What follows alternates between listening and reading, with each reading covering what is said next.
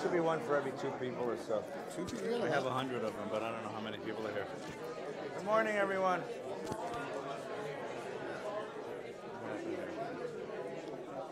morning.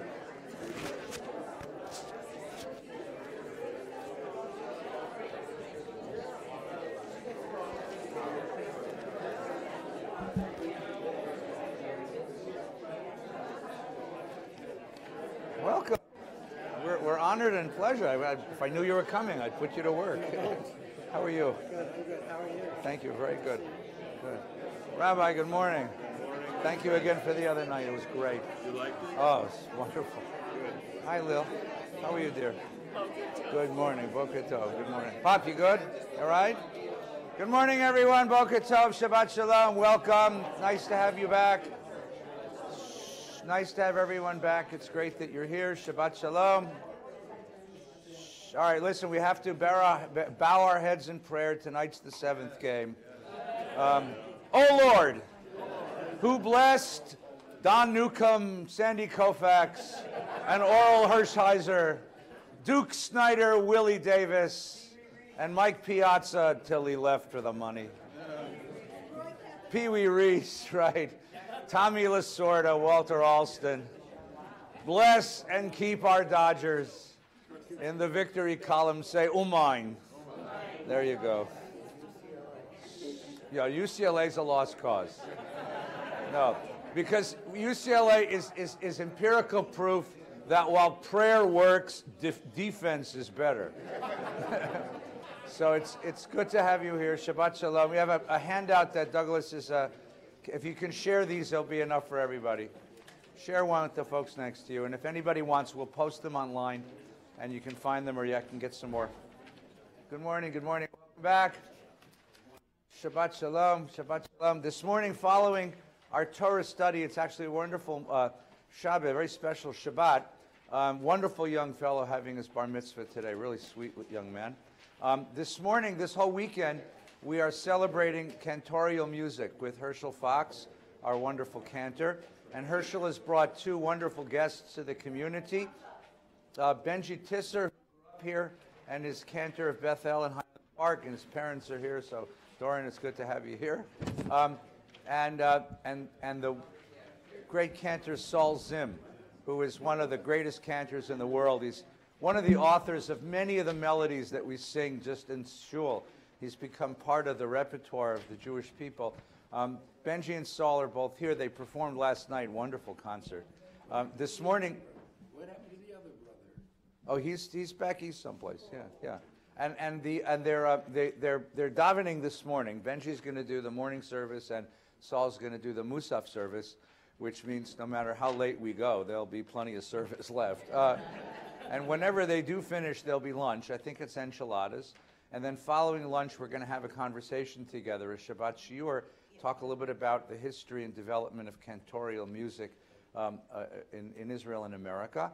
And then tonight, if you're around, at 7:30 tonight, everyone's invited to an informal evening of song and story, just a kumzitz, a malav malka. About 7:30, come. There'll be a little nash. We'll tell some stories. We'll sing a little bit. It's a very lovely opportunity. So please join us for this weekend, okay? Everyone's invited. Come in, Serge, come in. The rest of the week, let me see. Monday night is our annual evening with the AIPAC organization, and our guest that night will be David Makovsky. David is a senior scholar at the Washington Institute of Near East Studies, formerly an analyst with the State Department, a wonderful scholar.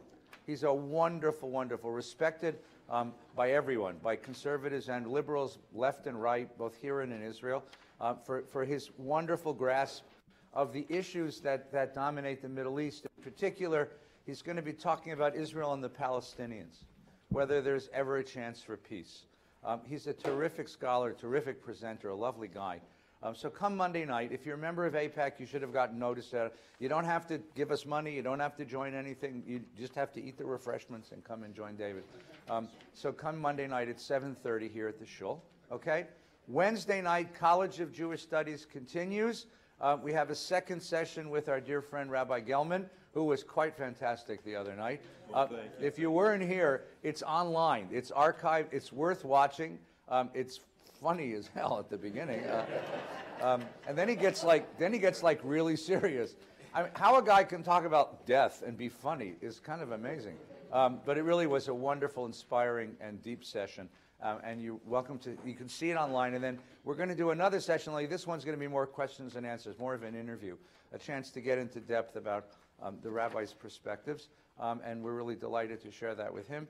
And then the following week, next week, which is the 31st, which is Halloween night, we'll put a little bowl of candy by your door and come to shul. And I'm going to give a session on the God we meet in the Bible. And then the following week, which is November the 7th, we'll meet Professor Barry Wimpheimer from Northwestern University, who's going to talk to us about the God we meet in the Talmud. So 2 scholarly sessions on the God we meet in Jewish sources, and then we get 2 sessions with Rabbi Bradley Shavit Artson, who is a wonderful theologian. So lovely learning this week with Rabbi Gelman, so please come back. And then other things coming in November. We have some special guests coming as well, but we'll talk about those coming up. Did I leave anything out? Did I forget? I'm sure I forgot something. Did I forget anything? Sorry? I haven't touched the thermostat yet. That was my favorite line. So let's say our bracha. Baruch atah Hashem Elokeinu melech haolam, asher kidshanu mitzvotav etzivanu, right? Litakein et ha-thermostat. Umay. Umay. I said the bracha, I have to do it now. It's not connected. But he touches it. Everyone needs a transitional object to get them through the day. Some people have a blanket.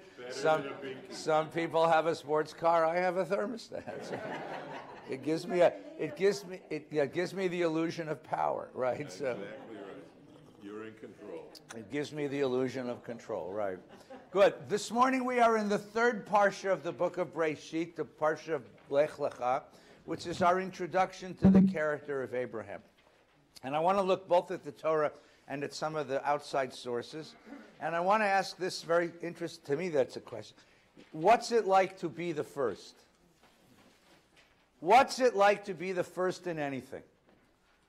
What's it like to be the first, to be the discoverer, to be the pioneer, to be the entrepreneur, to be the scout, to be the first? When someone is the first, it means leaving behind that which is familiar, that to which you have become accustomed, that which is controllable and predictable, that to which you have some experience, leaving behind the known and entering the world of the unknown, and not knowing quite what's ahead of you, and not knowing exactly where you go, and not knowing what's waiting for you there.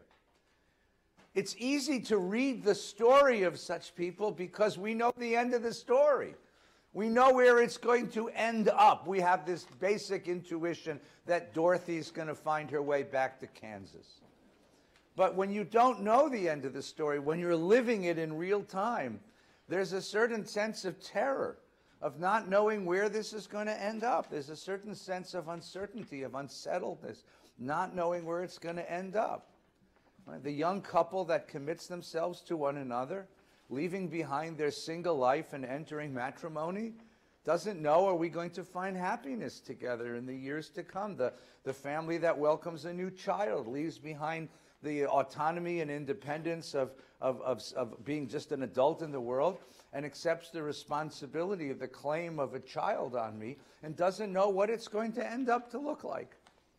You don't know where you're going. To leave behind the place you grew up and enter a new world, to move across a continent, across oceans, to come to a new country, to a new land, to a new culture, to a new place, and not know exactly what's waiting for you there, there's a certain emotion to this. And I want you to sort of gather that in, because that's how the Torah portion begins. It begins really abruptly.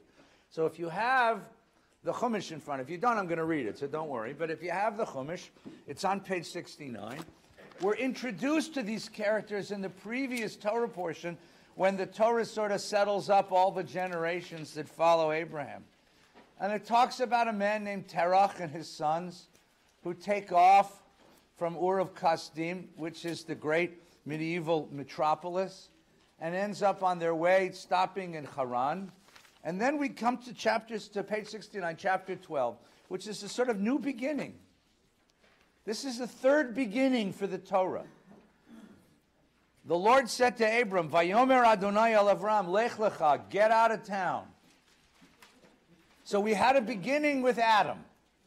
God creates a human being in the divine image to share the work of the world.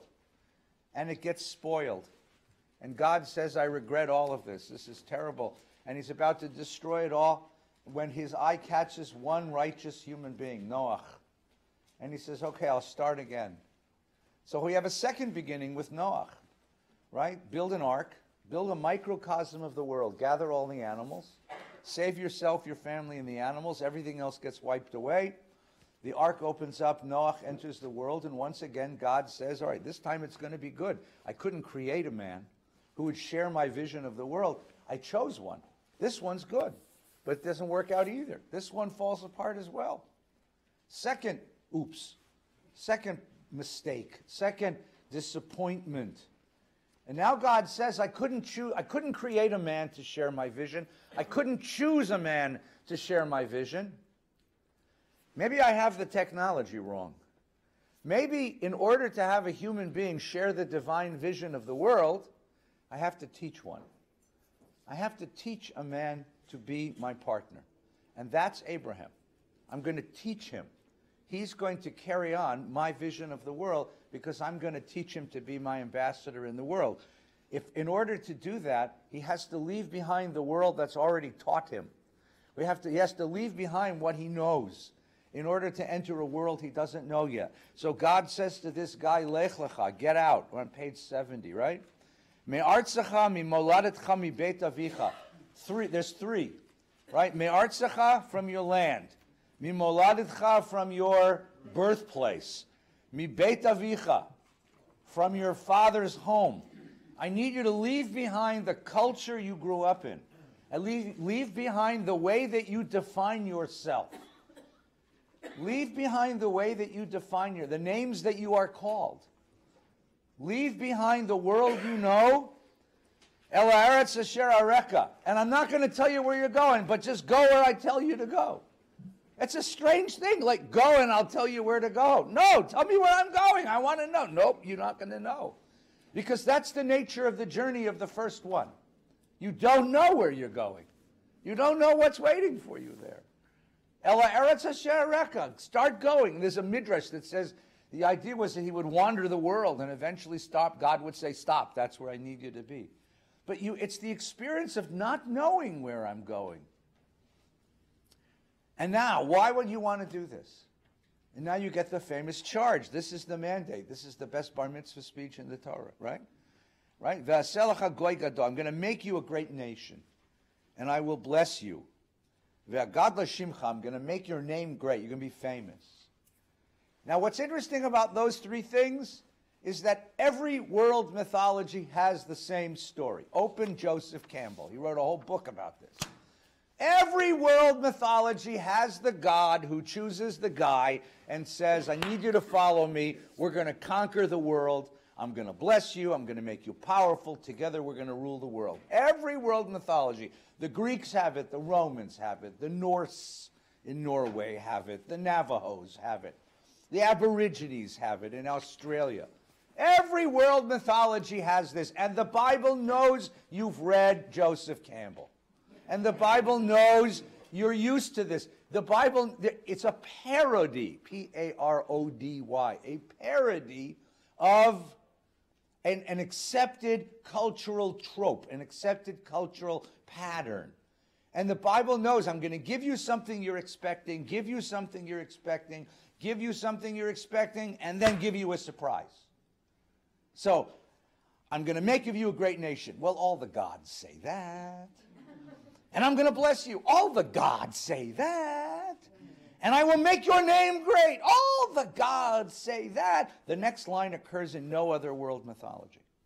Because the next line is supposed to be, we will conquer and rule the world. You will rule the world for me. This is what every hero in mythology is promised except this one.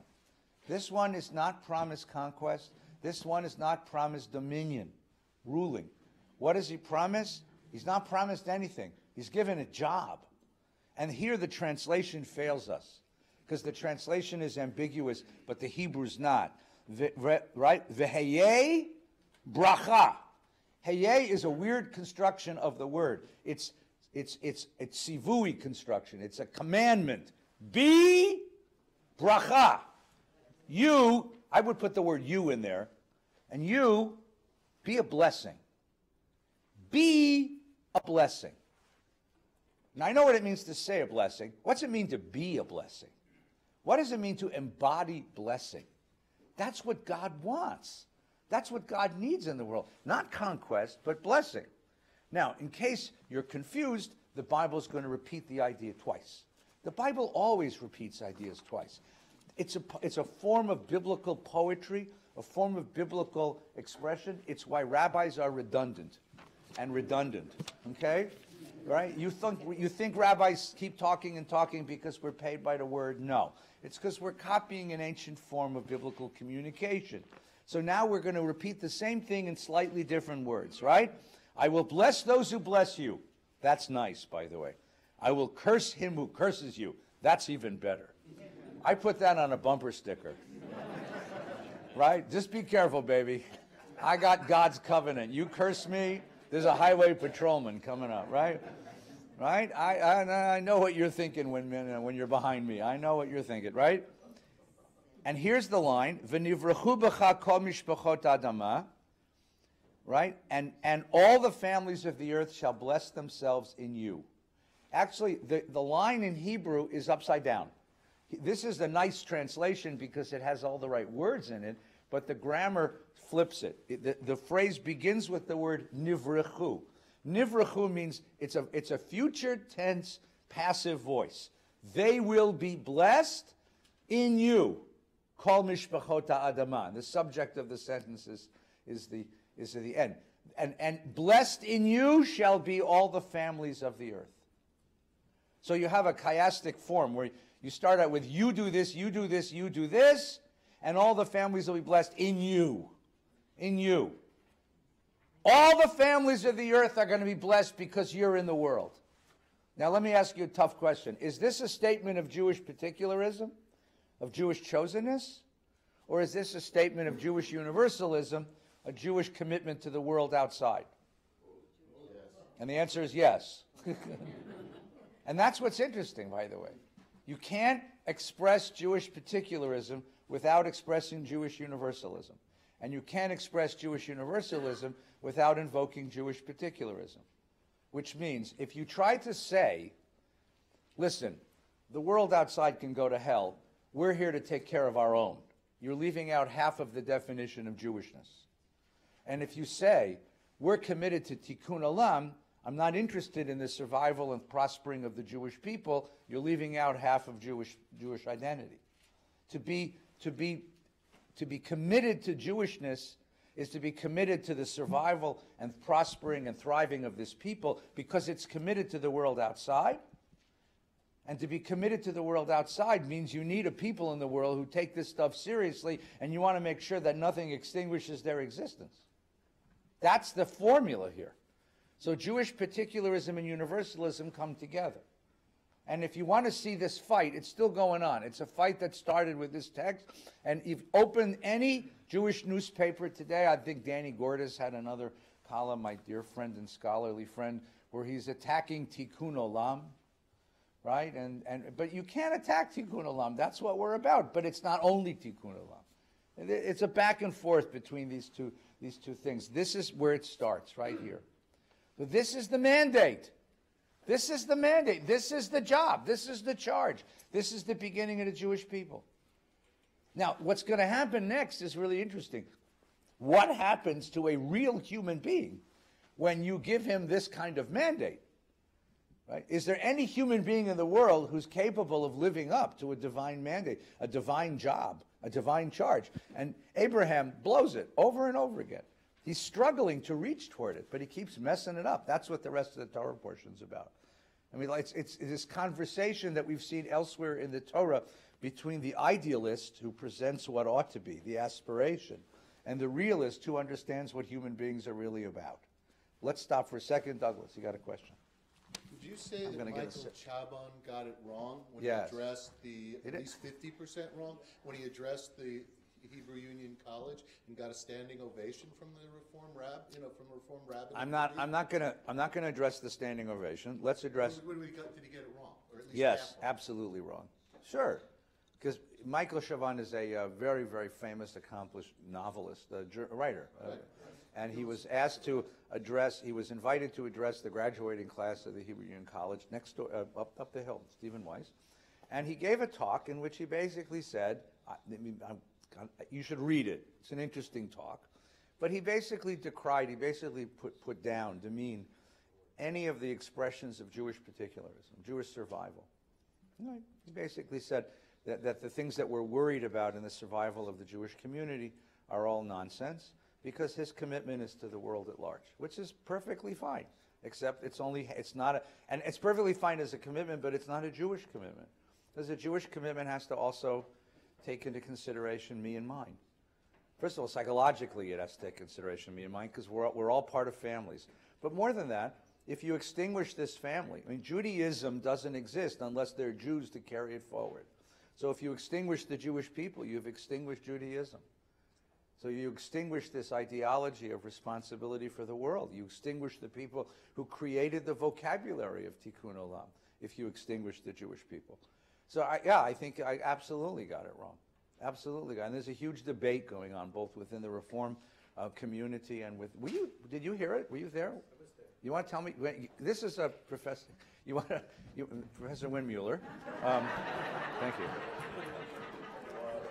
This is my friend, Professor Windmuller, who teaches at Hebrew Union College, and he's also my neighbor and friend and a member of the Shul, so, and a very good Jew.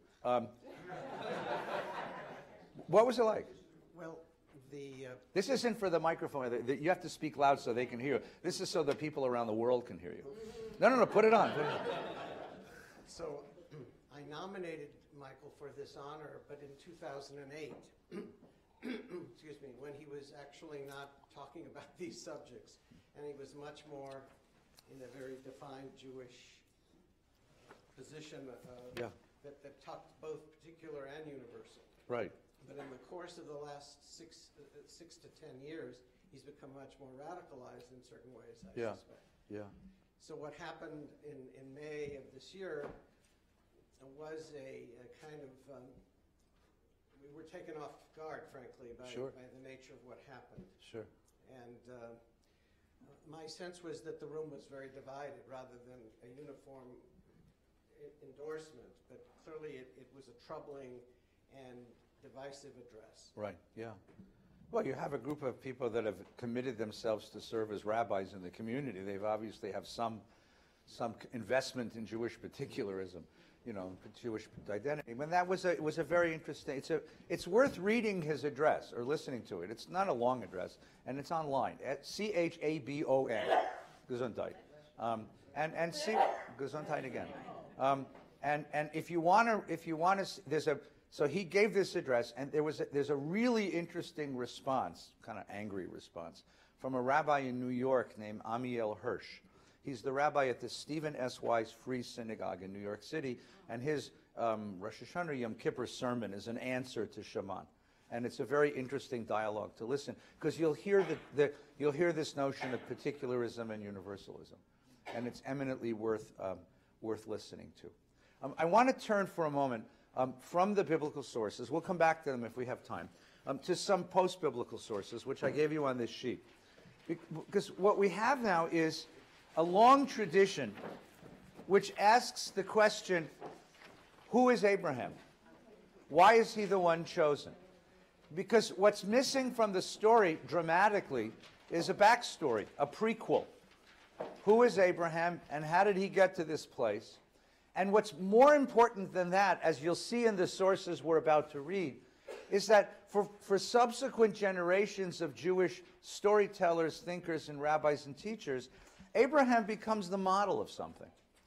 He becomes the model of the seeker. I mean, notice what's interesting about the Abraham story, right? Adam, the first man, is created and put into the world. And he's put into the world whole. I mean, he is what he is because that's how he was created, and the story tells you that. And the symbol of that is that whatever happens to Adam that's newsworthy happened on day one. Well, day 6, but day 1. It all happened on day 1. It's not that Adam lived in the world for 20 years and then decided to eat the fruit of the tree.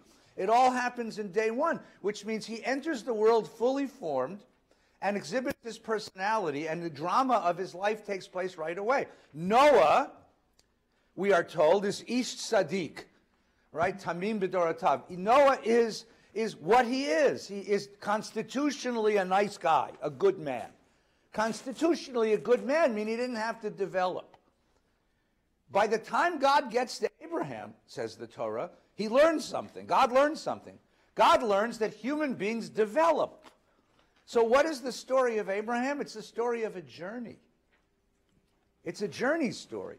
It's a road story. And any story that pictures the road at its metaphor is talking about development, change, growth, learning. This is a different model of human being. It's not a question of human being, it's a question of human becoming. Where did he start? And which direction is he going? And how is he going to change along the way? And how is he going to be along the way? And the Abraham story, Lech, Lecha, get going. I want you on the road. I want you developing in a certain way. The rest of the tradition is going to ask the question, where did he come from and where is he going? What did he reject? What did he turn his back on? And in what direction is he moving? And what's motivating him? And what's motivating him? And this is terribly important because he becomes the archetype for all religious seekers, for all seekers of truth. What's it like to be a seeker of truth? It means to leave a world that you identify as false and enter into a world in the direction of a world that's true. It's to leave behind what you were and enter into something that you're yet to become. So this becomes a question of what's the direction? What does that look like? And ironically, I mean, obviously, every generation that reads the story is going to read their own story into Abraham. So here's the Midrash. The Midrash is 3rd to 5th century. It's Breshit Rabbah, right? It's Rabbi Chia, the 4th generation Amora. And what's interesting about this is a story you all know. And I could have a little fun with you and say, good, find me the story of Abraham and the idols in the Bible, and you'll go flipping through pages madly. It isn't in the Bible. It's a story we all learned as kids, but it's not in the Bible. It's an extra biblical source. And it's told in many, many different versions. This is the first one. It's the most sparse. All the other versions are much longer, and I didn't have room to print them on the page. This is the first one. But I want you to look at this not just as a story we learned as kids, but I want you to think of this as a grown-up story. It is a story that depicts human development. So the question that the Midrash wants to know is, well, Lech lecha me'artzecha, go from your father's house into the world. What happened just before? And of all the people God could have chosen, why did God choose Abraham? Did Abraham earn the choice? Or was the choice random? I mean, I think it's random. I think God chose Abraham for the simplest reason. His name began with A. He'd named him Zachary, he never would have gotten chosen. But the Midrash wants to say, no, this is a man who earned this in some way. But listen to the choice, right? So this is Rabbi Chia. Terach is Abraham's father, was a worshiper of idols. Not only a worshiper of idols, he was a marketer of idols. This is a metaphor that only 3 of you in the room will understand. He was the Ralph Williams of idols. It used to be across the street, right? The biggest Ford dealer in the universe used to be across the street. They used to say between Ralph Williams and Harold Showeiss, you have the 2 greatest salesmen in the world, right? Right? This is sell you a used religion, you know. Terach was a worshiper of idols. One time he had to travel to a place and he left Abraham in charge. Okay? So Abraham has to run the shop. Okay? A shop in charge of his store. When a man would come in to buy idols, he had a showroom. You know, I can put you in this beautiful, right? Abraham would ask, how old are you? And the guy would say 50 or 60, which in the ancient world is a lot. Abraham would then respond, woe to him who is 60 years old and worshipped something made today. And the customer would be embarrassed and would leave, which shows you that teachers of religion make lousy businessmen. I want you to understand why Gelman and I have this job. Right? We can sell God, but we can't sell... all right. It's the truth. Right? A woman entered carrying a dish full of flour. She said to him, this is for you. Offer it before them. Right? So she comes into worship, right? Now, what's the image of idols in this story? What is the idol? Yeah, it's a statue, but it's not just a statue, right? This is a picture of this is the Midrash's understanding of what idolatrous worship is, right? So what is idolatrous or pagan worship in the eyes of the Midrash? That the statue itself has some sort of... I mean, it has... Where's my microphone? Vlad, you're going to be immortal here. Come on. Well, I mean, to the people, it's meaningful. Right. But in actuality, it's meaningless. Well, that's where we're going to get to. Why is it meaningful to people? Because they've imbued it with meaning. Right. The statue. The statue itself? No, it's an image. No. That's the question. Is the statue? Is it the statue itself that has power, or is the statue simply an image of a power that's in the world? And what is it? And what is the difference between that and having any image of God? What is idolatry? What is the nature of idolatry here? It's relinquishment of your own power. Say that. Say it. It's relinquishment of your own power. It's a relinquishment of your own power, right? Judy, go ahead. Let me just pass this back. Don't do that. Sorry. If you could catch better, I would trust you. Thank you. I don't want you to get hurt. That's the... I know. Ooh. I think that it's what the people empower, like you said, empower, but endow the image with. In Yeah. other words, driving a Mercedes or a Rolls Royce or whatever says something about me. Yeah. And so therefore I go after that thing, or I go to that thing because it's going to give me something back. That's the twist that people put into it. Yeah. That they believe that whatever that statue is will not just they give it their allegiance, but that allegiance will get them some reward. Okay, so there's two pieces of this, and I want to get both pieces because you're right on both counts. Number one, the idol is a projection of ego, right? The powerful man wants a powerful statue that reminds him of his power, right? You want the God to be a lot like me, okay? Number two, I want a God who can be manipulated. I want a God who can be bought. I mean, what's the whole notion here? Is I worship the idol so I get what I want, right? So there's a basic manipulation here. It's what Buber called it, right? I want this God to do what I need this God to do. This God has no moral independence of me, right? Doug, give it to my pop. Wait, you got to talk into the mic then. Have you ever seen the way people rush to touch the Torah when you're going around? Oh, now you're getting personal, huh? Yeah. Yeah. Why do people rush to touch the Torah when we're going around? But you have to see some of the people. Yeah. They really, Yeah. So why do they do that? they give the Torah superpower. All right, so there's a third level to this. And the third level to this is what Dad's talking about, is that you create an image or a metaphor for the power that you worship. And then you empower the metaphor or the image as if it were the power itself. Okay? It's the image itself takes on a certain magical quality beyond the thing that it represents, right?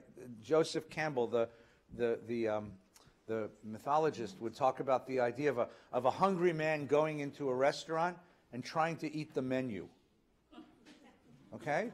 Because you now mistake the symbol for the thing it's supposed to represent. You mistake the symbol for the thing that it's, and you worship the symbol. Okay, these are all part of this. And the Bible goes to war against this because the Bible sees this as an offense, I think, first of all, to human dignity, as well as to the dignity of God. And the rabbinic tradition, which actually, I mean, remember, these guys are living in Rome, and they're watching Rome. And they're seeing people not just worship the gods of Rome, they're seeing people worship the emperor. And the idea that you worship the emperor, the power of the state, that's part of what they're talking about.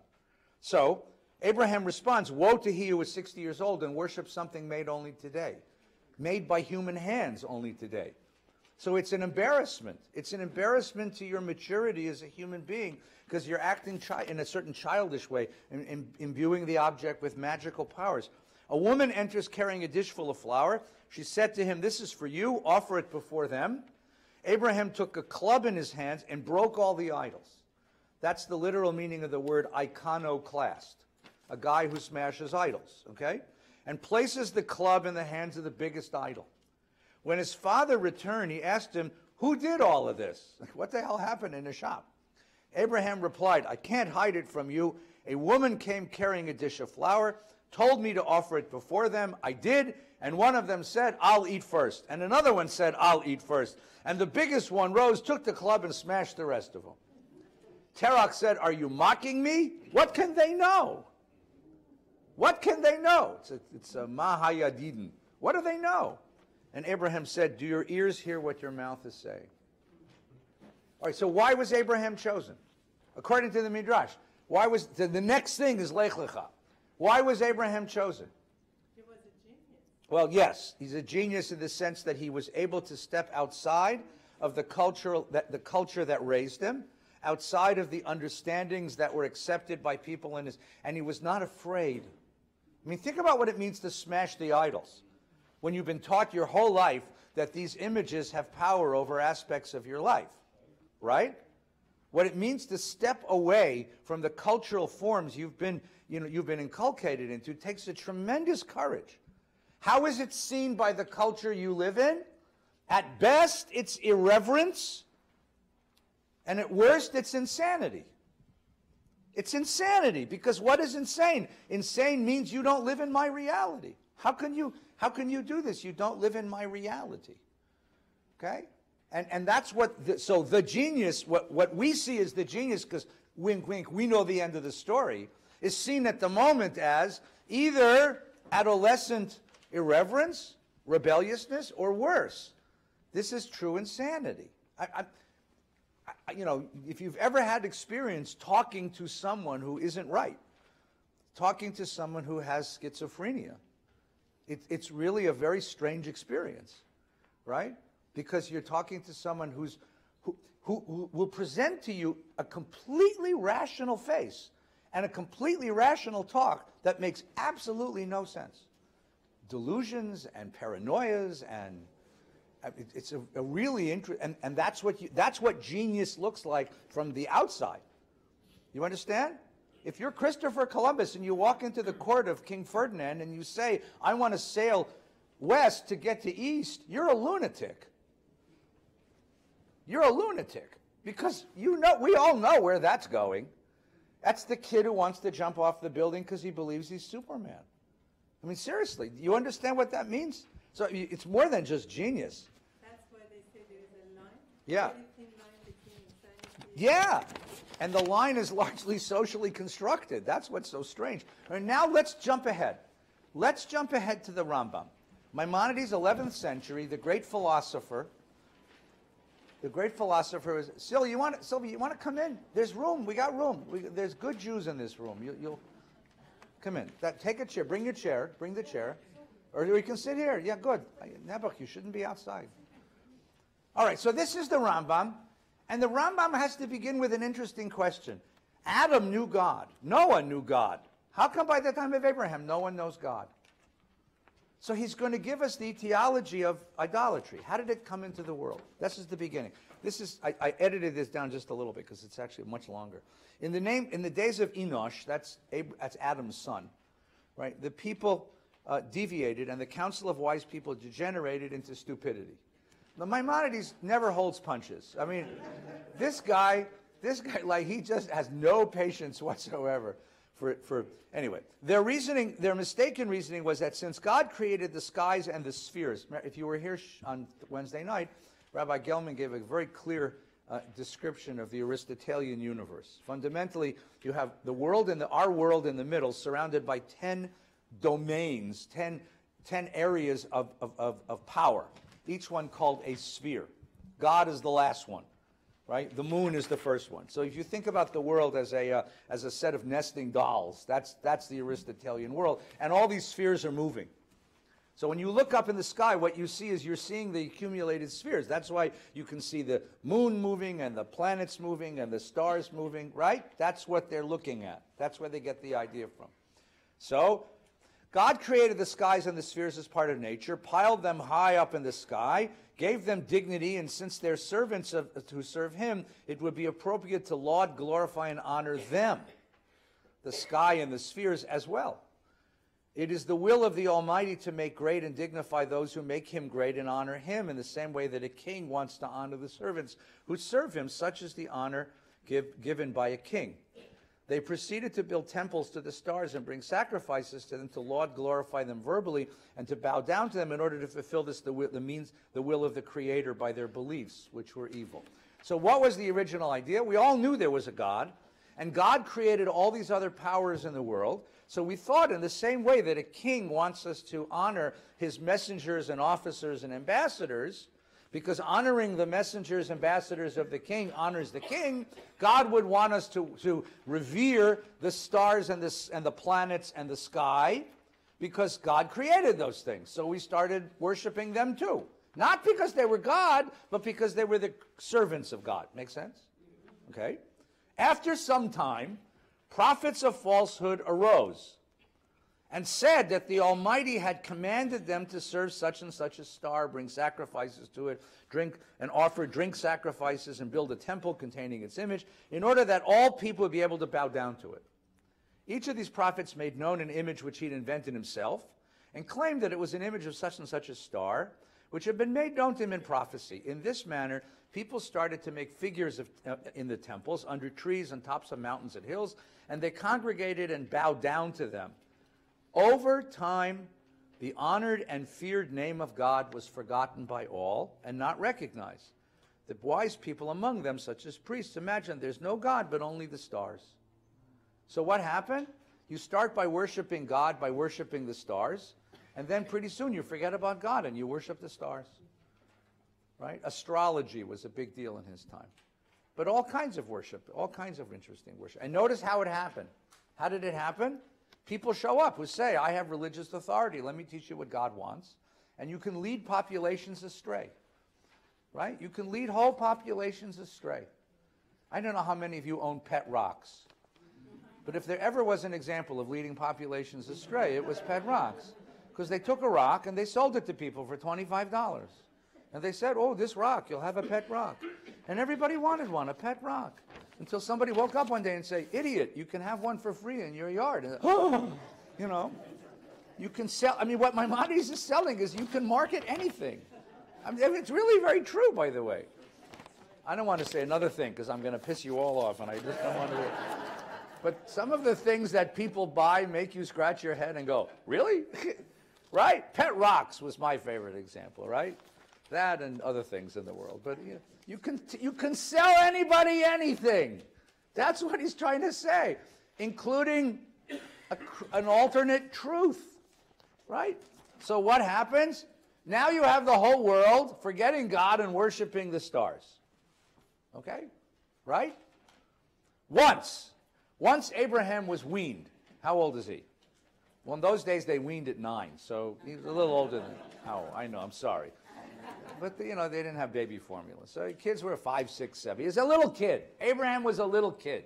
Turns out he was a prodigy. You've heard of Mozart? Mozart was good at music, right?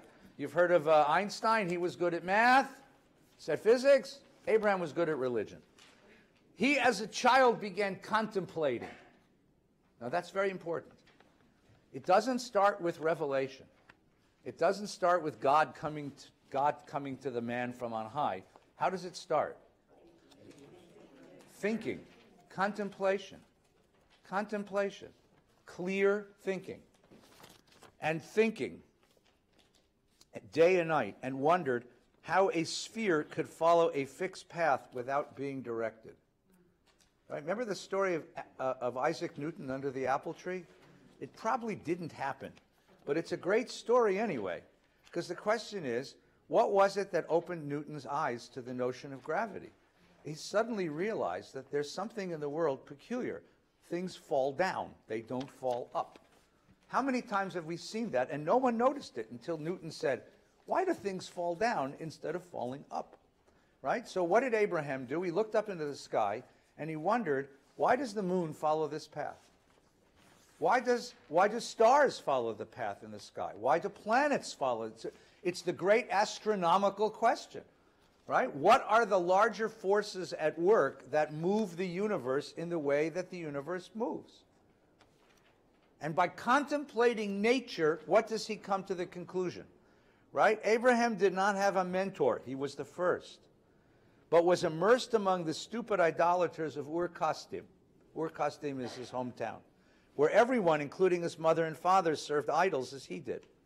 In his heart, however, he continued to contemplate until he realized the way of truth and understood the ways of righteousness from nature, and knew that there is a God who directs the spheres, created the world, and besides whom there is none other.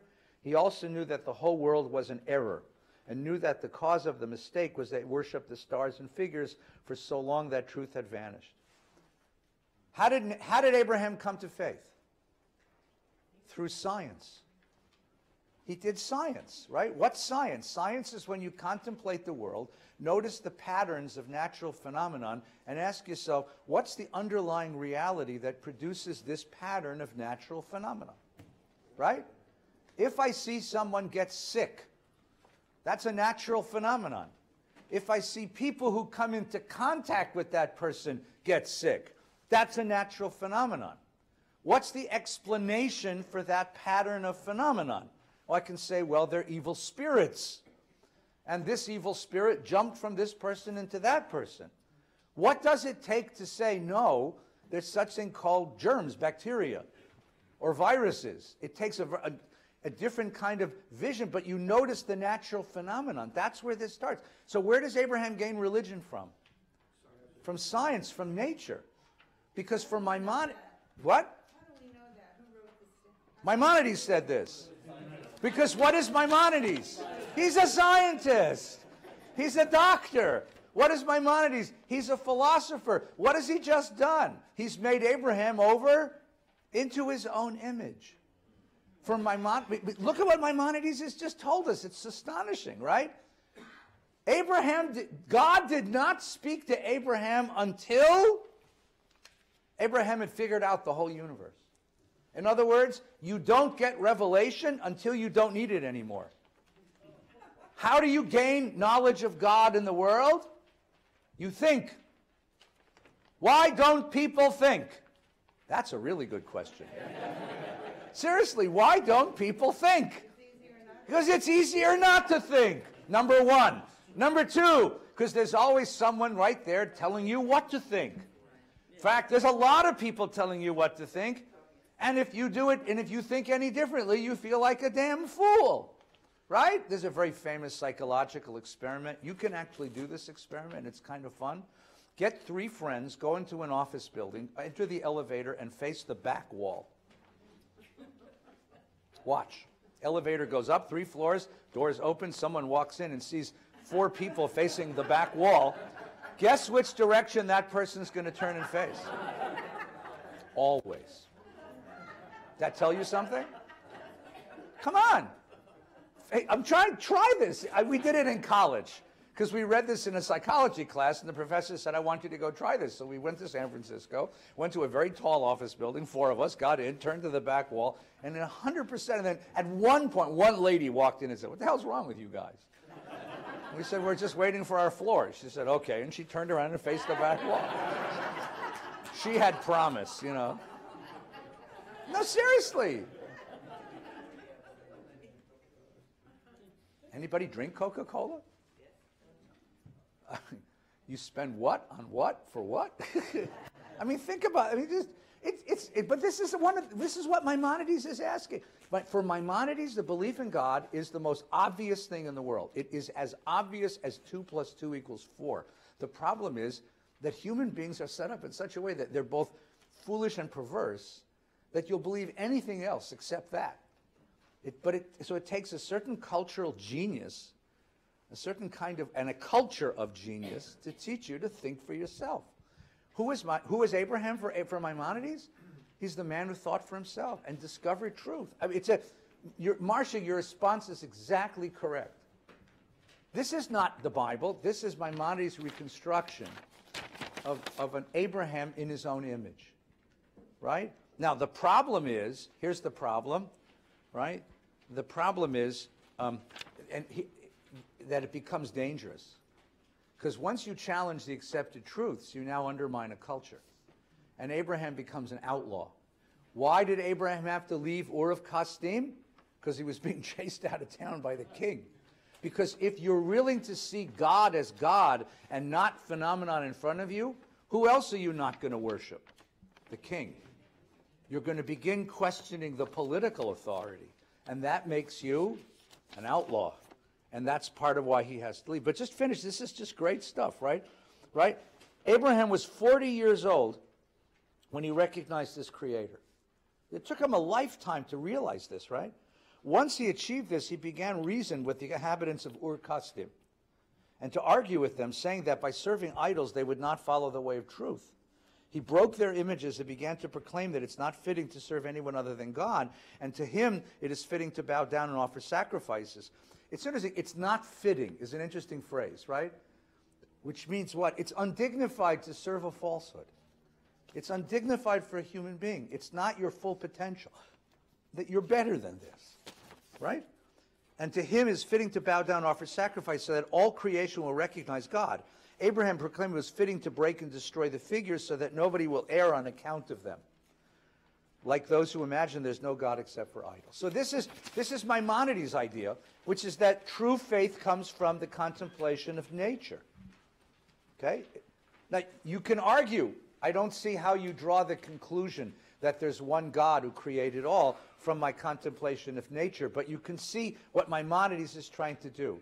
He's trying to give us a religion of reason. In Maimonides' understanding, you guys okay? It's a bug? It's a creature of God has come to worship with us. Think of it as a brother or a sister, right? We get these, since they're working on all this construction, we get these enormous cockroaches, right? No, one came in my office the other day, sat down and started drinking coffee and smoking a cigar. He asked me if he could become Jewish.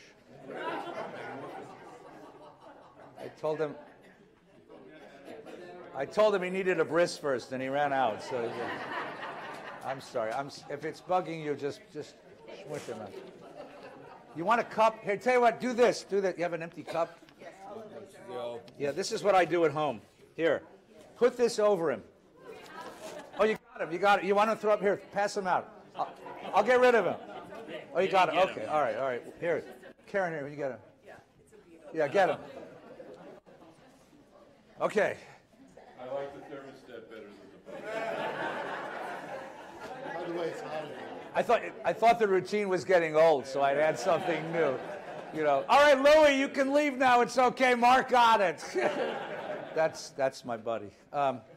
Someone had a question. So, do you have a question? So this is the Rambam. Yeah, please. Where's the mic? I'm sorry.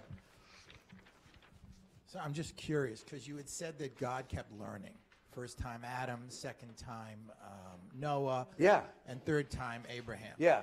But it's understandable that the people stopped believing in God because they were believing in things they could see. Right. And God disappeared. Yes. So what was he learning Don't at that take point? this is not a historically accurate account of human anthropology, right? But this idea that once upon a time we knew the truth, and then foolishness set in, or mistakes set in, and we were sold a falsehood, and the religious genius is the one who shows up again with the truth we had all the. Think of again, the Greeks knew that the world was round. Medieval Europe agreed that the world was flat. And it took a certain kind of iconoclastic genius to say, no, the world is round. Right? Ironically, by the way, we had a big role to play in that because all the geographers were Jewish. All the maps were owned by Jews. Right? Because we were outside of the cultural flow of Christian Europe. We didn't see the world as round, as flat. We saw the world as round.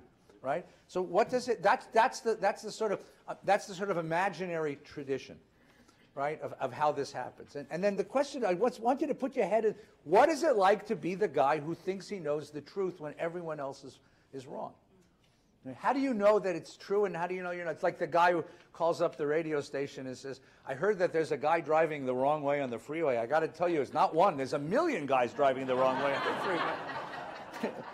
Right? You see what how do you know? I mean, this is where you are, but you see, Maimonides has this idea. Maimonides has this idea that religion must be true. Now, we think about Judaism as identity, as culture, as ritual, as faith, as belief, lots of things. But the Rambam, for him, scientific truth and religious truth are the same thing. Scientific truth and religious truth is the only truth, and he wants the truth. That's what he's looking for, right? He wants the truth. Right, now, yes, please, pass it back. So with that that equation, yeah, science is always questioning and science is always discovering new answers. Yes. So does religion? Well, that's a great comparison. That's a wonderful comparison, right? Science, yeah, I think so. I mean, that's why you have an ongoing process of midrash. You have ongoing process of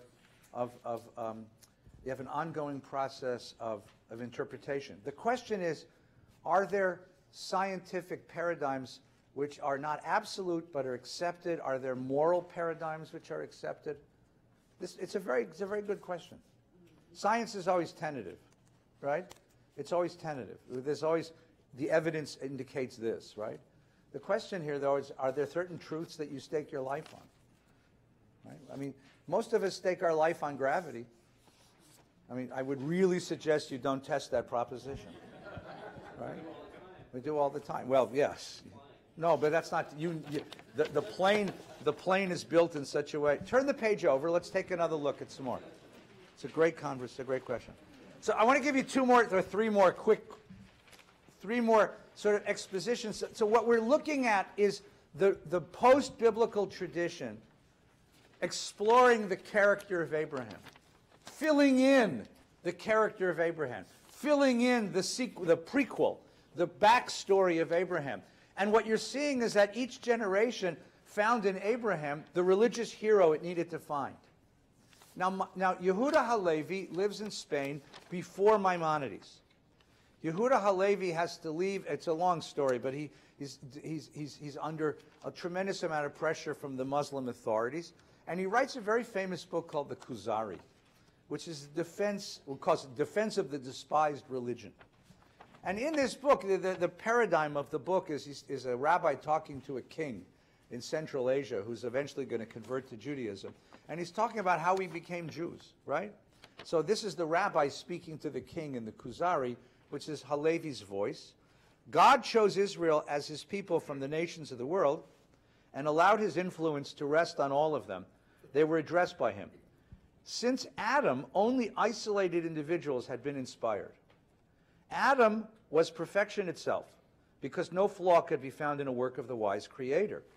The soul with which he was endowed was perfect. His intellect was the loftiest which it was possible for a human being to possess. And beyond this, he was gifted with the divine power of such high rank that it brought him into connection with beings divine and spiritual. Now, he uses a word, it's in Arabic, but it was translated very early into Hebrew, and the word is inyan Elohi, which can only be translated as something like Adam had a quality in his soul, in his being, which was a divine influence, a divine power, a divine trait. Halevi has this idea of genetic Judaism, and that Adam was given this special quality of divinity, and it was passed down. God's influence, that's this inyan Elohi, right, was passed to isolated individuals who were perfect outwardly and inwardly, their lives, knowledge, and ability being faultless. There were some, however, among them who did not come under God's influence, as Terach, but his son was the disciple of his grandfather Eber. So the king who is his interlocutor, asks the rabbi the question, wouldn't it have been better and more commensurate with divine wisdom if all mankind had been given this? I mean, shouldn't God have given that trait to everybody? Right? And his answer is, or, the rabbi says, or would it not have been the best for all animals to have been reasonable beings? Right? Dogs don't talk real well. Right? Cats don't do math real well. Trust me. Right? But we human beings have certain qualities and abilities that other animals don't have. And so he says in the same way that there's a gradation of intelligence among living creatures, there's a gradation of divinity among human beings. And certain gifted human beings have this quality, which is then passed down to their heirs. But sometimes it skips a generation or two. The spirit of prophecy rested on one person who was chosen from his brethren and the essence of his father. It was he in whom this divine light was concentrated. He was the kernel, others were the shell, had no share in it. So what was Abraham's distinction, says Yehuda Halevi? He was the heir to this very special, unique divine quality that was given to Adam, and then he passed it down through his heirs, down through the tribe of Levi into Moses. And Moses had this quality, and that's why he could author the Torah and teach it to the rest of us. So you end up with racial Judaism. I mean, this is a racist idea. In some ways, it's viciously racist, that we have a special quality that's been passed down to us genetically, which makes us unique, special, supermen. Right? This is super. You know, you and I may look like ordinary Americans on the outside, but wink, wink. We all know that under our suits and blouses, we have a big red S, because we are from the planet Krypton, and our name is Kal-El, which is Kol-El, the voice of God. Right? And that's who we really are. And we have powers and abilities far beyond those of mortal Goyim.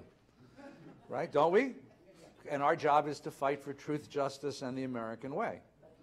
What if we just... But then this is Halevi. I'm not kidding. I mean, this is Halevi's idea. Now, let's... What if we just had like 1/1000th or a 32nd, or what if we did a DNA test? Yeah. Would we be still... What, Cherokees? I mean Jews? Yes, white feather. Right. I'm descended from whitefish. I know, that's right. You're a Jewish Indian. White fish. Right. I never knew. Right. I never knew. And my ancestors creamed herring. One more. Marsha, then we'll do one more. Now, why did he say this? Why did Yehuda Halevi say this? Because he's talking to a Jewish community under siege. The Jewish community of the 11th century was under siege during the Crusade. The Jewish community of the 11th century in Europe is under siege from Christians who are murdering and torturing. The Jewish community of Spain is under siege from fundamentalist Muslims who are pushing them out of the Iberian Peninsula. The Jewish community is under siege, and they're suffering from a terrible sense that if this is what's happening to us, maybe they're right, that we are sinners, that we are lost, that we have no right to be into the world. So what does Yehuda Halevi come and say? You may, on the outside, be politically depressed, politically powerless. I mean, seriously, the Superman myth is part of this. But on the inside, you and I know that we possess something very powerful. This is the ideology of an oppressed people, that we possess something precious, unique, and powerful that puts us actually above them. Look, you and I know this, everybody knows this, because this is what our Bubbies and Zaydas, those of us who grew up in the Yiddish-speaking world, knew, right? How did they protect themselves from the vicious anti-Semitism of Eastern Europe? They developed a whole ideology of Goyim, right? And I use that word because it's a very powerful word, but it's denigrating. It's absolutely horribly denigrating, but it was a way of defending yourself against all the things they were calling you. right? And while you were getting beat up, you still knew that you were morally superior. That you were getting beat up all the time on the way to Hebrew school, right?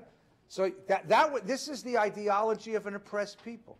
This is the defense mechanism to preserve a sense of dignity when you're being oppressed and destroyed, to keep you from identifying with those who oppress you, so that you don't become like them. That's what this is. So in its historical, cultural context, it makes a lot of sense. It becomes viciously racist when you take it out of that context and put it into a different context where you have cultural parity or you have power. Then it becomes vicious. And there are examples of this where you have, look, when you have people in Israel who say we have the right to take the private property of Arabs and settle on their property because we're Jews and we're superior to those people, that's vicious racism. Because it's the wrong use of the idea. You've taken a vicious racist idea and used it in the wrong context. That's where it's not so healthy. That's where it's not healthy at all. But you can understand where it comes from. Now I want to look at a Hasidic text in Yehuda Amichai, but Marsha has a question. I'm a little confused. In the first sentence, it says God chose Israel as his people from all nations of the world. Yeah. And then it says, since Adam only isolated individual. Were Yeah, there people before Adam? I thought Adam... No. Adam is given this inyan Elohi. Adam is given this divine ability to communicate with the universe. So wasn't he the first? Yes, he's the first. And then it's passed down to his children, down 20 generations to Abraham, and from Abraham down to the tribes of Israel. And it's most powerful in the tribe of Levi. That's why they become the priests. And the most powerful example of the tribe of Levi is Moshe Rabbeinu. And that's how he gets to write the Torah. And then it's passed down to all of us. So all of us have this in us. That's what he's saying to the people of Israel. There weren't people before Adam? No. That's not what he meant. That's not what he meant. All right, ready? Let's do. You want to do another one, or are we okay? Yeah. All right, so now we're going to switch to a 19th, 20th century source. This is the Sfas Emet. All right, Sfas Emet was the Gera Rebbe, who was the Hasidic master of a community on the edge of Warsaw in the late 19th, early 20th century. And he would give drashot on Shabbos afternoon. We should do this again, by the way. We should do this. You gather your Hasidim, you drink some schnapps, eat some kugel, sing some songs. Yeah, sing some songs, give some wisdom. Drink some more schnapps, eat some more kugel, sing some more songs, give some wisdom. Drink some more. You go on till 3 o'clock in the morning. They still do this, by the way. They still do this. Meanwhile, there's one chassid who's the designated chassid. He doesn't drink. He remembers everything the Rebbe said. He runs home and writes it up after Shabbos. The Rebbe edits it Sunday morning, and on Monday morning it's printed in all the papers in Warsaw. Okay? So he's talking not just to his chassidim, that's where his principal audience is, but he's also aware that he's talking to all of the Jewish revolutionaries in Warsaw at the beginning of the 20th century, to the and the communists and the socialists and the radicals, because he wants to talk to the whole Jewish people. And the name of his book is Sfat Emet, which means plain truth. I just want to give you a little truth before you go and ruin the world, right? So he begins with this midrash. This is the verse we just read, Lech Lecha me'artzecha. That's the midrash he's talking about. So he's giving this drush this Shabbos afternoon, right? And this isn't the drush. These are only the notes. And you need a little schnapps to really understand it, frankly. But the Midrash quotes the verse, listen, O daughter, look and give ear, forget your people and your father's house. So he's going to do what classical Midrash does. He's going to take a verse from elsewhere in the Bible and try to find the connection between these two verses. Each person was created for a particular purpose. Now that's a beginning, a really interesting beginning. Which means what? It means that Abraham alone isn't the one who heard the word Lech Lecha. Everybody hears the word Lech Lecha. Everybody hears the word, I need you to go into the world and accomplish something. This isn't just Abraham's commandment. This is a commandment to every one of us. We just got to figure out, Ela Eretz Asher Areka, where are you going? Where are you sent, right? There must be something that we are to set right. Every one of us has been sent into the world to do one act of tikkun. We just got to find it. A person who achieves this is called a tzaddik, a righteous person, walking a straight path of justice. But Abraham, our father, is one step above. He's called a chassid. And he's using the word, he knows that, his community is Hasidim, but he said, there's a special word chassid. And chesed, the word chesed is the combination of, there's no English word for this, it's the combination of loyalty, love, and kindness. Loyalty, love, and kindness. Right? So chesed is that quality of attachment in which your whole being is sent to take care of somebody. And you do this without any reward. You do it because it's the thing to do. He went beyond the line demanded by the law. Meaning, each one of us is sent in the world to tikkun.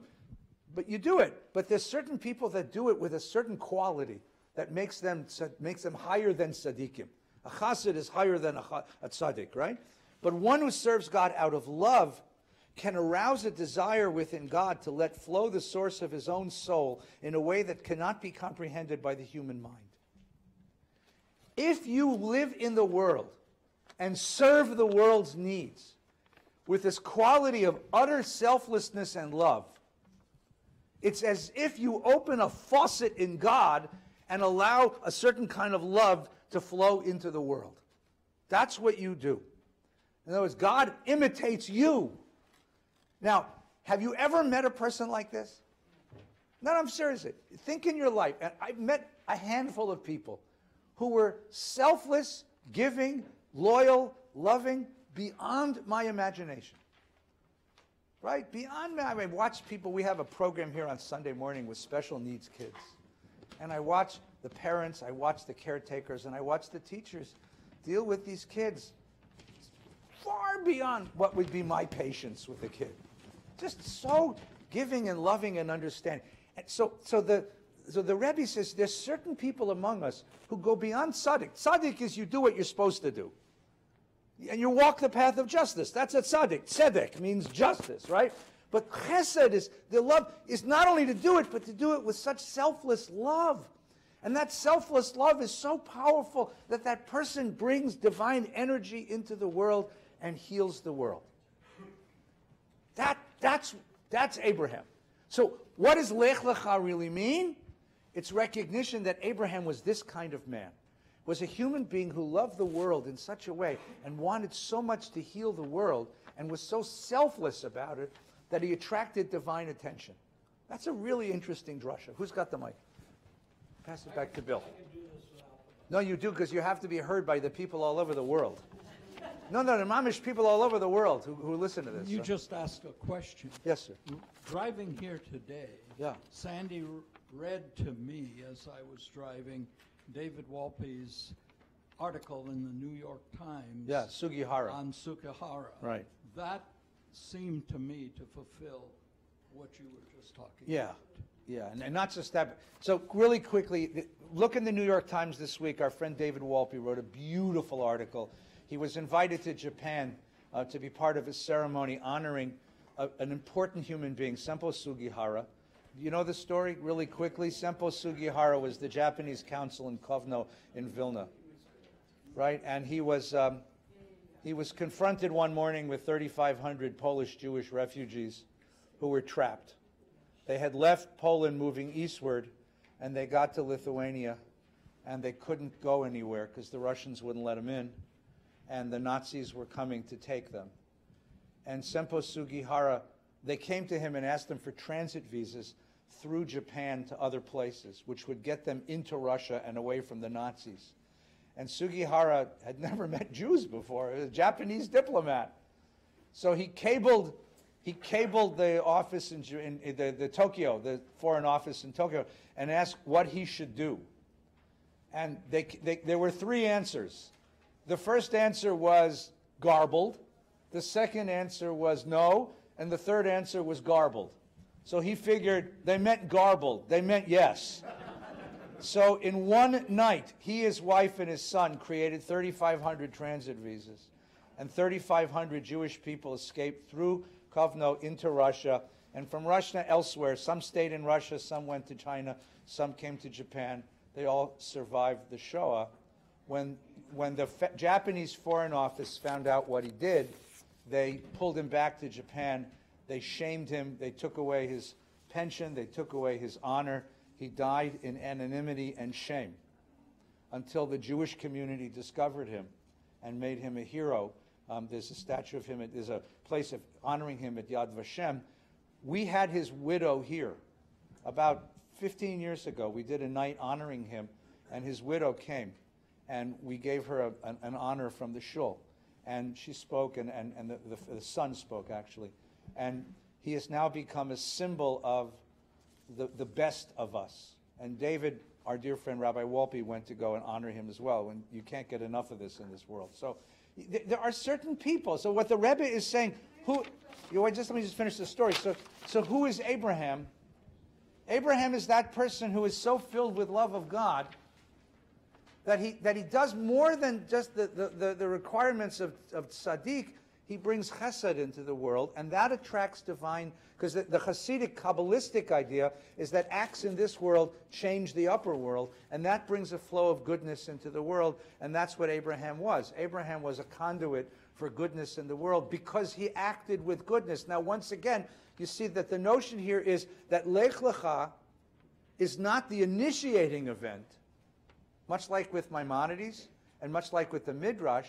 Lech Lecha, God's commandment to Abraham, is the response to a man who finds himself in a certain position and develops a certain character. Here it's moral truth, not scientific truth. Yeah, Marsha.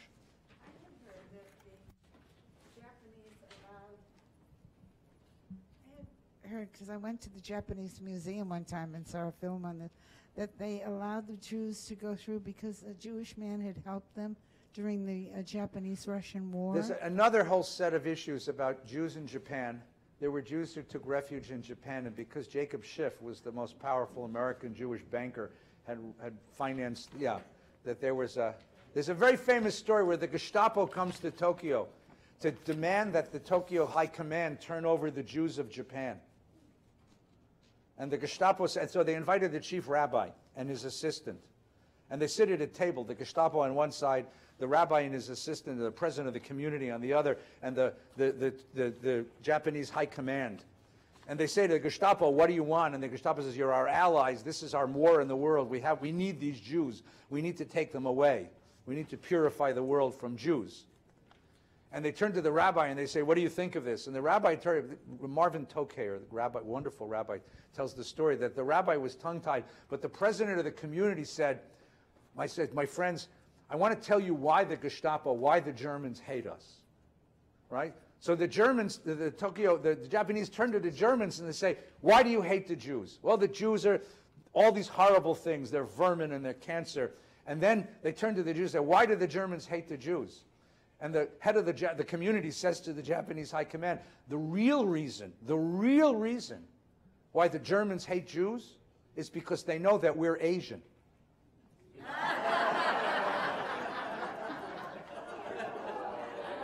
And you could just see the scene. Someone's got to film this. And the whole Japanese high command turns to the Gestapo. And the Gestapo sits there very quietly. And the Japanese say, give us a moment, we have to deliberate. And they go and deliberate, and they come back and say, the Jews are not leaving Japan. And we have members of the shul, by the way, whose families survived living in Tokyo, living in Japan. Yeah. Rabbi Showeiss has a piece in his book. Marvin Tokayer is the rabbi who relates this story. It's a beautiful story. Listen, so let's just finish this, because I think this is just gorgeous. So just finish it. The Chassid, says the Rebbe, the Chassid serves God in order to become attached to the root of the mitzvah, ever seeking to hear new things. Right? So this is why Scripture says, hear, O daughter, referring to that which can be understood, and afterwards give ear, meaning all hearing and listening should be tuned to God. This is the complete surrender. In this way we attain new enlightenment, which is beyond our nature, just as did Father Abraham. Human beings were sent into this world in order that all places be restored, that holy sparks be drawn from everywhere. This is the meaning of Abraham's wandering. So what is Abraham for the Rebbe? He's a vessel of divine blessing because he chose to live a life of love, to live a life of total selfless devotion. He becomes the vessel of divine blessing, but once again a paradigm, a model for anyone to follow. And the last one, really quick, is Yehuda Amichai, the great poet laureate, who says so many beautiful things in so few beautiful words. And this is what this is Yehuda Amichai, great poet. He died just a few years ago in Jerusalem. We are all children of Abraham. But we're also grandchildren of Terach, Abraham's father. Now just stop with that one. We Jews, we love to be, we're the children of Abraham Avinu. Abraham's our father, so we are the children of Abraham. But you know what? We're also the Einiklach of Terach. Don't forget, you have both in you. Right? And now perhaps the time has come for the grandchildren to do to their father what he did to his father when he broke his statues and idols, his religion and faith. But this too would be the beginning of a new religion. And this is a Jew living in Jerusalem in the 1970s, 80s, 90s, looking at the world and saying, yes, there's much about us which reflects Abraham, but there's also much about us which reflects Terach. And maybe it's time that the real tradition isn't to simply follow what the father did, but the real tradition is the iconoclasm. And maybe that's the process of religious renewal, that sometimes you have to break the gods of your fathers in order to become the seeker of truth that you yourself discover. That's a beautiful option. So let's finish with this. Wednesday night, we're going to learn with Rabbi Gelman. Come on back. Have a good Shabbos. Beautiful today. Thank you. Can I send the speech to Betty? Yeah. How? All right, I'll find it. There's a link. And I'll find it. I'll get it for you. I'll send it. I'll do it tomorrow, Monday. Yeah. Do I have her email? I should have her email. All right, I'll send it to you. Yeah. It's very edible. Oh gosh, yes, sure. Extremely It is. It is exactly that. It is, but it's a more interesting one. Yeah. Oh yeah. You don't